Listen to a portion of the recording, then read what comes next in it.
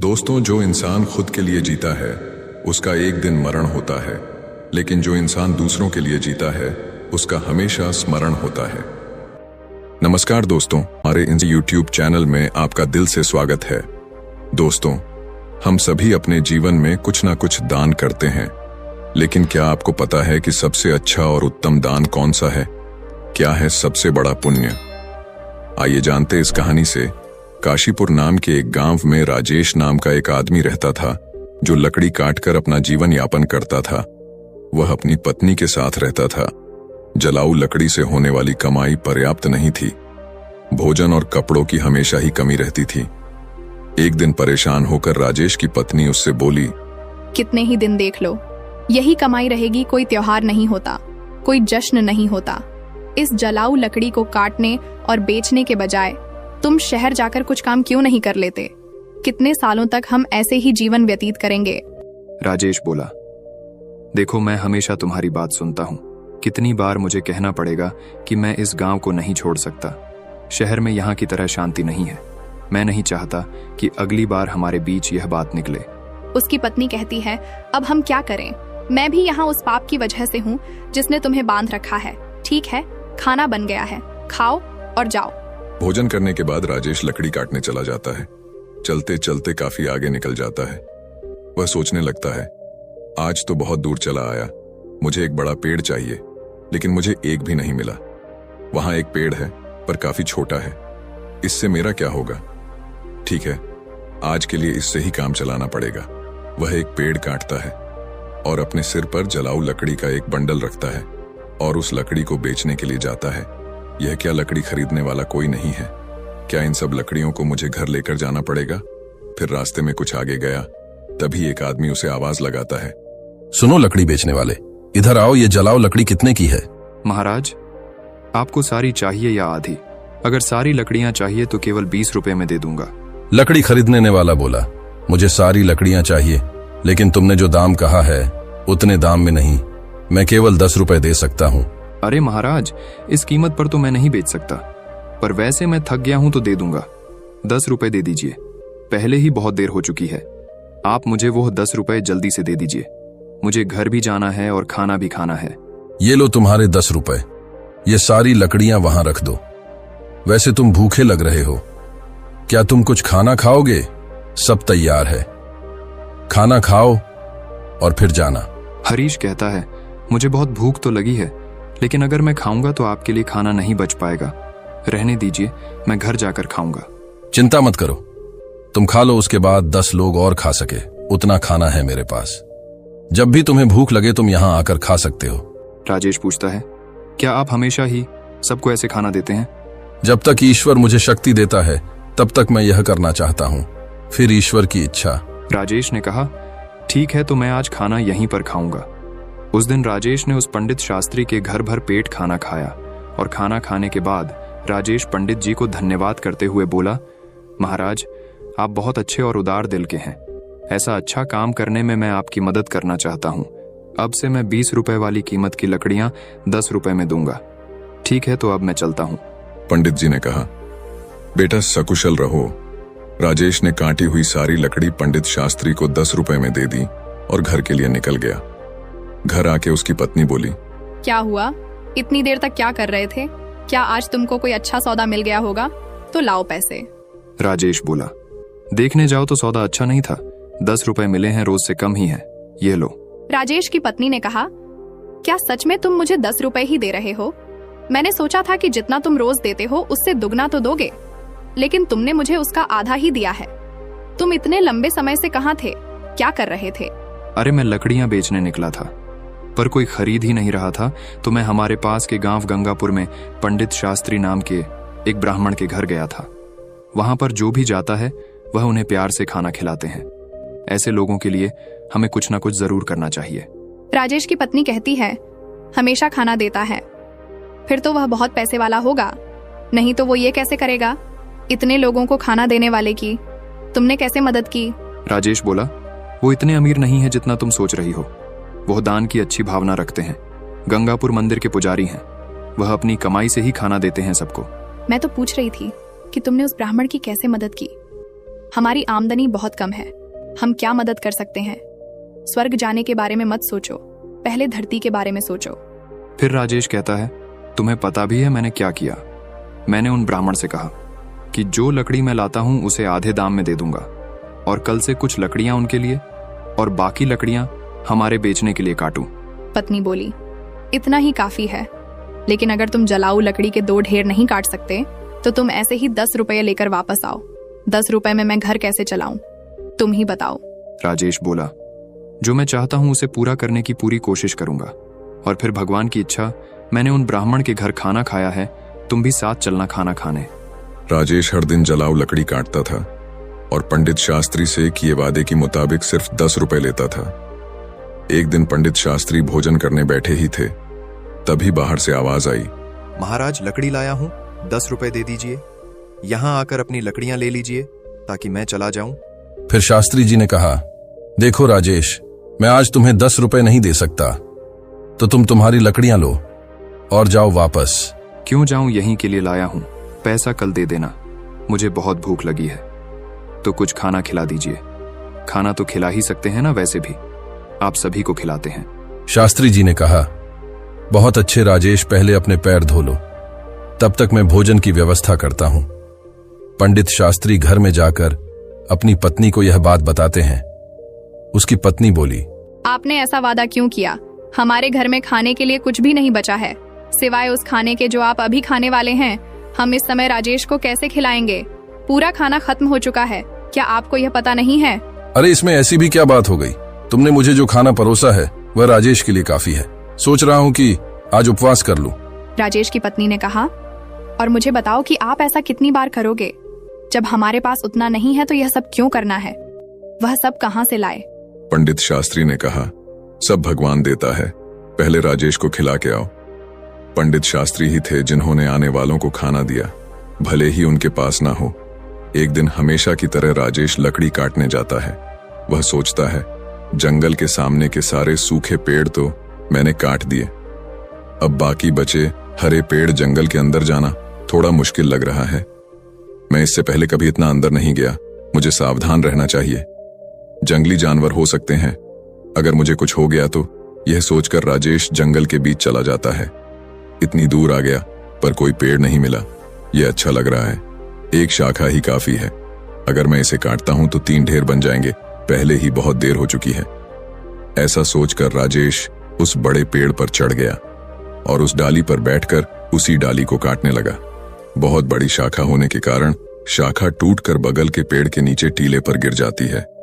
फिर अचानक ही वहां एक तपस्वी प्रकट हो जाते हैं और क्रोध में बोलते हैं, मेरी तपस्या किसने भंग की है?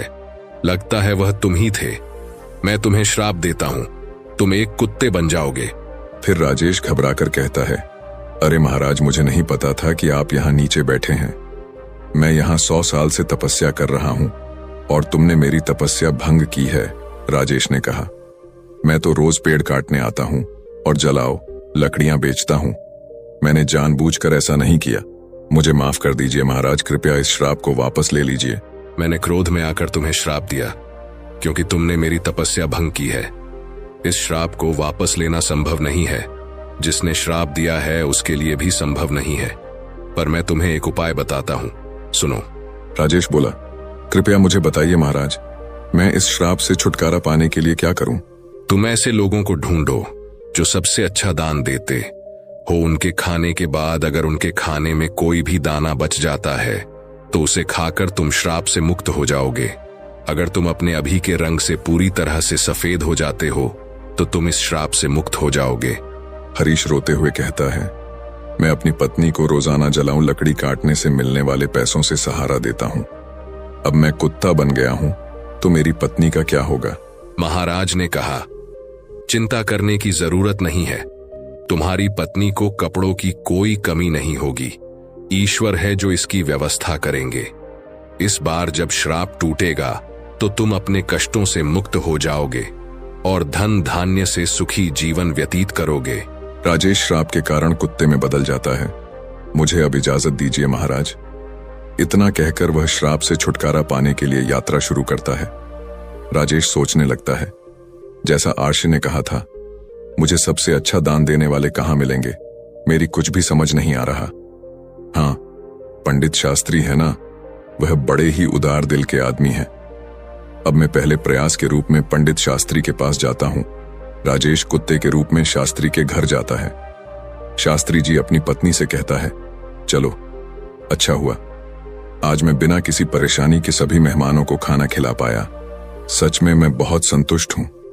ईश्वर मुझे उन सभी को खाना खिलाने की शक्ति दे जो आज यहां आए हैं। शास्त्री के खाना खा लेने के बाद उसकी पत्नी ने बाकी खाना बाहर फेंक दिया। हरीश कुत्ते के रूप में वहां आया और शास्त्री के खाने से बचा हुआ खाना खा लिया। खाना खाते ही उसका आधा शरीर तुरंत सफेद हो जाता है।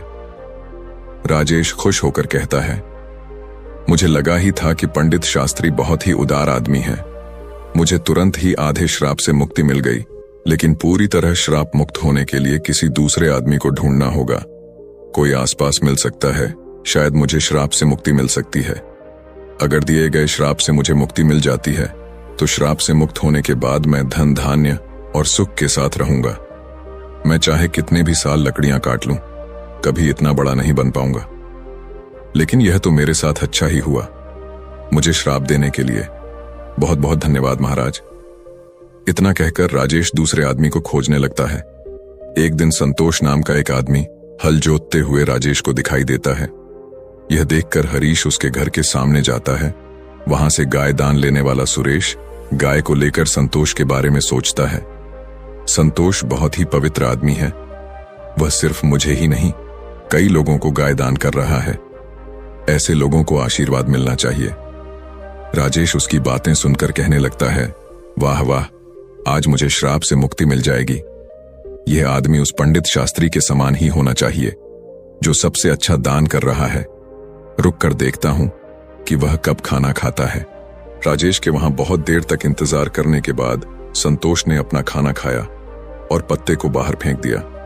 राजेश तुरंत जाकर उस पत्ते का बचा हुआ खाना खा लेता है। राजेश आश्चर्य से कहता है, अरे कोई रंग नहीं उतरा। संतोष ने गाय का दान किया था, फिर रंग क्यों नहीं बदला? मुझे कुछ समझ नहीं आ रहा। वह वापस आकर शास्त्री जी के घर के बाहर बैठ गया। वहां दो आदमी आपस में बात कर रहे थे। अरे सुशील, आज संतोष ने फिर गाय का दान दिया। वह चाहे कितना ही दानी दिखता हो, वह हमेशा गांव के बाहर वालों को ही बुलाकर दान देता है। अगर तुम सच जानोगे तो चौंक जाओगे। उसकी सारी गाय 2 महीने से ज्यादा दूध नहीं देती। उसे यह पहले से ही पता होता है और फिर उन्हें बैठाकर क्यों खिलाए, इसलिए दान कर देता है। वह कभी दूध देने वाली अच्छी गाय दान नहीं करता। ऐसा है क्या? अगर वह ऐसा करता है तो अवश्य ही उसे पाप लगेगा। हमारे राजा की तरह कोई भी नहीं कर सकता। वह एक महान दानी है। 1 हफ्ते से खाना दे रहे हैं और कल आखिरी दिन अन्नदान के साथ वस्त्र दान भी करने वाले हैं। वह वहां सबके साथ 1 हफ्ते से खाना खा रहे हैं। कभी उनके जैसा धर्मी देखा है कहीं? अरे ये तो कुछ नहीं। उन्होंने हमारे लिए अच्छी सड़कें बनवाई हैं, हर जगह कुएं और तालाब भी खुदवाए हैं। मतलब उन्होंने बहुत कुछ किया है। ऐसा धर्मी मैंने कहीं नहीं देखा। यह बातें सुनकर राजेश बहुत खुश हुआ। उसके मन में विचार आया कि चलो अब तो तय है कि मुझे श्राप से मुक्ति मिल जाएगी। मुझे तुरंत राजा के पास पहुंचना चाहिए। वह राजमहल के बजाय लोगों के साथ खाना खा रहे हैं। इस अवसर का लाभ उठाना चाहिए। अगले ही दिन राजेश उस जगह पहुंच गया जहां राजा खाना देता था। वहां उसने राजा को कपड़े बांटते हुए देखा। वह सोचने लगा, राजा कितने अच्छे हैं। वह खाना देने के साथ साथ सभी लोगों को कपड़े भी दे रहे हैं। मैं जिस दूसरे आदमी को ढूंढ रहा था, अवश्य ही यह वही राजा है। राजा के खाने तक इंतजार करना होगा। राजा के खाने के बाद सैनिक उस पत्ते को बाहर फेंक देते हैं जिसमें राजा ने खाना खाया था। यह देखकर राजेश वहां जाता है और पत्ते में से खाना खाता है। फिर आश्चर्यजनक रूप से खुद को देखकर कहता है, अरे ये क्या? इतने महान दानी राजा का भोजन करने के बाद भी मेरा रंग नहीं बदला। यह श्राप तो दूसरी तरह का लग रहा है। मुझे तुरंत उस आर्षी के पास जाना चाहिए जिसने मुझे यह श्राप दिया है। राजेश उस स्थान पर पहुंचता है जहां आर्षी थे। वह आर्षी को प्रणाम करता है। तपस्वी उसे निराश देखकर पूछते हैं, क्या हुआ राजेश? ऐसा लगता है कि तुम्हें अभी तक केवल एक ही आदमी मिला है। केवल आधा रंग बदला है क्या? तुम्हें और कोई नहीं मिला? श्राप मिले हुए बहुत दिन हो गए हैं। फिर राजेश कहता है, मुझे तो शंका है पंडित शास्त्री का खाना खाकर मैं आधा सफेद हो गया। इसके बाद मैंने उनसे भी ज्यादा दान करते लोगों को देखा। उन्होंने जो खाना खाया उसे खाने से कोई फायदा नहीं हुआ। महाराज, इसके अलावा हमारे शहर के राजा बहुत धर्मी हैं। 1 हफ्ते तक उन्होंने सबको खाना दिया, कपड़े भी दिए। इतने धर्मपरायण आदमी द्वारा खाया हुआ खाना खाने के बाद भी मैं श्राप से मुक्त नहीं हो पाया। इसमें कुछ रहस्य है महाराज, मुझे नहीं समझ आ रहा, आप ही बताइए ना। फिर महाराज ने उससे कहा, तुमने जितने को भी देखा उनमें से किसी के भी द्वारा दिया गया दान सच्चा दान नहीं था। संतोष ऐसी चीजें दे रहा था जिसकी उसे जरूरत नहीं थी। अगर उसे उनकी जरूरत होती तो वह उन्हें दान ही नहीं करता। ऐसे ही राजा जो कुछ भी देता है उसे दान नहीं माना जाएगा, क्योंकि राजा खुद नहीं कमाता। वो तुम्हारे द्वारा दिए करों में से चुकाए गए धन को उस राज्य के लोगों पर खर्च करता है। कल के दान में भोजन और वस्त्र आपके द्वारा कर के रूप में ही दिए गए थे। इसीलिए जो भी दान उसने कल किए उसे दान नहीं माना जाएगा। यह लोगों का पैसा है और लोगों पर खर्च कर रहा है। समझ रहे हो तुम इसमें राजा का दान कहाँ है? इसलिए राजा ने जो समृद्ध भोजन खाया वह तुम्हें श्राप से मुक्त नहीं कर पाया। देखो राजेश, सही दान जो उस शास्त्री ने भूखे को खाना दिया वो था। भले ही उन्होंने खाना नहीं खाया, इसलिए उसका दान सबसे अच्छा है। कुछ और प्रयास करो तुम श्राप से मुक्ति पाने के लिए। राजेश समझ गया। महाराज धन्यवाद। राजेश उदास मन से वहां से चला जाता है। बाप रे, कितनी दूर चला आया, बहुत भूख लगी है। अच्छा होगा कि पास में कुछ खाना मिल जाए। वहां पास में एक बूढ़ा आदमी घड़े में पानी ले जाता हुआ उसे दिखा दिया। वहां 2 लोग बातें कर रहे थे। उस बूढ़े आदमी को देख रहे हो, वो घड़े में पानी लाता है और वहां रखता है। इस धूप वाले रास्ते से गुजरने वालों के लिए पानी लाता है। यह बूढ़ा आदमी ऐसा लग रहा है जैसे यह 80 साल से अधिक का है। इसका काम काबिले तारीफ है। बूढ़ा आदमी जो खाना लाया था उसे निकालकर खाने लगता है। भूखा हरीश बूढ़े आदमी के पास जाता है। बूढ़ा आदमी अपने खाने में से कुछ लेता है और राजेश को देता है। राजेश इसे खाते ही श्राप से मुक्ति पाकर एक आदमी बन जाता है। राजेश, उसने बूढ़े आदमी को धन्यवाद किया और वापस लौट आया। क्या बात है, दान कभी भी छोटा या बड़ा नहीं होता। दूसरों की भूख मिटाने वाले शास्त्री और प्यास बुझाने वाले उस आदमी जैसा होता है। सबसे अच्छा दान खुद के बजाय दूसरों की मदद करना होता है। ऐसे ही चलते चलते राजेश अपनी पत्नी के पास गांव पहुंच जाता है और खुशी से रहने लगता है। उधर पंडित शास्त्री ने इतना दान कर दिया था कि उसके पास खाने को भी कुछ नहीं रह गया था। जब उसकी पत्नी ने उससे कहा कि पास के गांव में एक सेठ जी रहते हैं और वह पुण्य को मोल में खरीद लेते हैं, अतः आप उनके पास जाकर और अपना कुछ पुण्य बेच करके कुछ पैसा ले आइए, जिससे अपना कुछ काम चल जाए। शास्त्री की इच्छा न रहते हुए भी वह पत्नी के बार बार कहने पर वहां जाने को तैयार हो गया। उसकी पत्नी ने उसके खाने के लिए उसे 4 रोटियां बनाकर साथ में दी थीं। वह अपने घर से चल दिया और जब वह शास्त्री उस नगर के पास पहुंचा जिसमें वह सेठ रहते थे, वहां एक तालाब था। वहीं स्नान आदि कर्मों से निवृत्त होकर वह रोटी खाने के लिए बैठा ही था कि इतने में एक कुतिया उसके सामने आ गई। उस कुतिया ने वन में बच्चों को जन्म दिया था। उसके बच्चे और वह कुतिया सभी 3 दिनों से भूखे थे। भारी बरसात हो रही थी, उसी के कारण वह बच्चों को छोड़कर शहर में नहीं जा सकती थी। कुतिया को भूखा देखकर शास्त्री ने उस कुतिया को एक रोटी दे दी। उसने उस रोटी को खा लिया, फिर दूसरी रोटी दी तो दूसरी रोटी को भी उस कुतिया ने खा लिया। इस प्रकार उसने एक एक करके 4 रोटियां कुतिया को खिला दी। कुतिया रोटी खाकर तृप्त हो गई। फिर वह वहां से भूखा ही उठकर चल दिया। फिर वह उस सेठ के पास पहुंचा। सेठ के पास जाकर उसने अपना पुण्य बेचने की बात सेठ से कही। सेठ ने कहा, आप दोपहर के बाद आइए। उस सेठ की पत्नी बहुत पतिव्रता थी। उसने अपनी पत्नी से पूछा कि एक महाजन आया है और वह अपना पुण्य बेचना चाहता है, इसलिए तुम मुझे बताओ कि उसके पुण्य में से कौन सा पुण्य सबसे बढ़कर है जिसे मैं ले लूं। सेठ की पत्नी ने कहा, आज जो उसने तालाब पर बैठकर एक भूखी कुतिया को 4 रोटियां दी हैं, उस पुण्य को खरीदना चाहिए, क्योंकि उसके जीवन का यह सबसे बड़ा पुण्य है। नियत समय पर शास्त्री सेठ के पास आया और सेठ से बोला, आप मेरे पुण्य में से कौन सा पुण्य खरीदेंगे? सेठ ने कहा, आज आपने जो यज्ञ किया है, हम उसी यज्ञ के पुण्य को लेना चाहते हैं। शास्त्री बोला, मैंने तो आज कोई यज्ञ नहीं किया, मेरे पास तो इतना पैसा ही नहीं था, मैं यज्ञ कैसे करता और कहां करता। इस पर सेठ ने कहा, आपने जो आज तालाब पर बैठकर एक भूखी कुतिया को 4 रोटियां दी हैं, मैं उसी पुण्य को लेना चाहता हूं। शास्त्री ने पूछा, उस समय तो वहां कोई नहीं था, मुझे कोई देख भी नहीं रहा था, फिर आपको इस बात का पता कैसे लगा? सेठ ने कहा कि मेरी पत्नी पतिव्रता है, उसी ने यह सब बातें मुझे बताई हैं। तब शास्त्री ने कहा, बहुत अच्छा, ले लीजिए, परंतु उसका मूल्य आप क्या देंगे? सेठ ने कहा, आपकी रोटियां जितने वजन की थीं, उतने ही हीरे मोती मैं तौल कर दे दूंगा। शास्त्री ने स्वीकार कर लिया और उसकी सम्मति के अनुसार सेठ ने एक अंदाज से उतने ही वजन की 4 रोटियां बनाकर तराजू के एक पलड़े पर रख दी और दूसरे पलड़े पर हीरे मोती आदि रख दिए। किंतु बहुत से रत्नों के रखने पर भी वह रोटी वाला पलड़ा उठा नहीं। इस पर सेठ ने कहा कि और रत्नों की थैली लाओ। जब उस शास्त्री ने अपने इस पुण्य का इस प्रकार का प्रभाव देखा तो उसकी आंखें खुल गईं।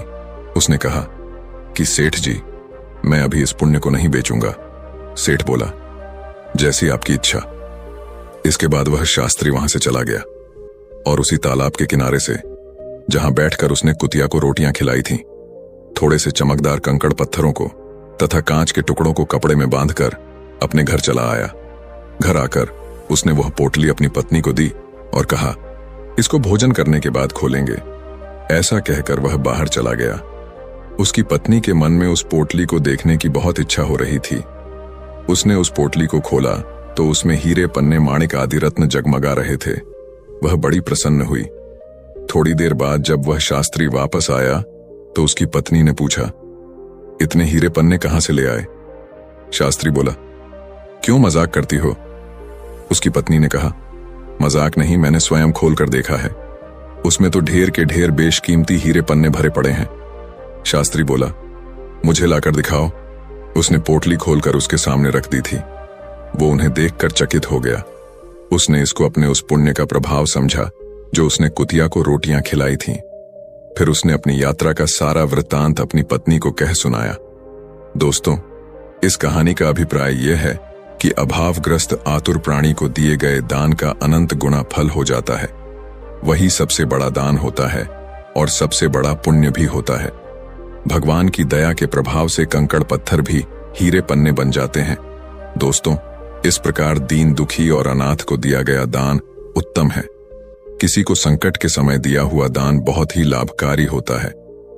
भूकंप, बाढ़ या अकाल आदि के समय आपातग्रस्त प्राणी को एक मुट्ठी चना देना भी बहुत उत्तम दान माना जाता है। वह सबसे बड़ा पुण्य होता है। और जो विधि पूर्वक सोना, गहना, तुल्ला दान आदि किया जाता है या दिया जाता है, उससे उतना लाभ नहीं होता जितना आपत्ति काल में दिए गए थोड़े से दान का होता है। इसलिए प्रत्येक मनुष्य को आपत्तिग्रस्त, अनाथ, विकलांग, विधवा आदि की सेवा करनी चाहिए। दोस्तों, दान का महत्व त्याग का होता है, वस्तु के मूल्य और संख्या का नहीं होता। ऐसी त्याग भावना से जो सुपात्र को जिस वस्तु का जिसके पास अभाव है उसे वह वस्तु देना और उसमें किसी प्रकार की कामना को न रखना उत्तम दान कहलाता है और उसका पुण्य अनंत गुना होता है। निष्काम भाव से किसी भूखे को भोजन और प्यासे को पानी पिलाना सात्विक दान होता है। ईश्वर पर विश्वास करने वाले सुख दुख हर परिस्थिति में उनका स्मरण करते हैं और उसकी शक्ति पर उनका टूट विश्वास होता है। दोस्तों, वीडियो के माध्यम से कोशिश की गई है कि आपको एक अच्छा संदेश प्राप्त हो। अगर वीडियो में कहीं किसी प्रकार की कोई गलती हुई है तो उसके लिए मैं आपसे दोनों हाथ जोड़कर क्षमा प्रार्थी हूं। मुझे अज्ञानी जानकर क्षमा कर देना। तो दोस्तों, कैसी लगी आपको ये कहानी? आप हमें कमेंट सेक्शन में जरूर बताना और अच्छी लगी हो तो इस चैनल को सब्सक्राइब जरूर कर लेना। तो चलिए मिलते हैं ऐसी ही कोई नई कहानी में। तब तक के लिए अपना ख्याल रखें। धन्यवाद।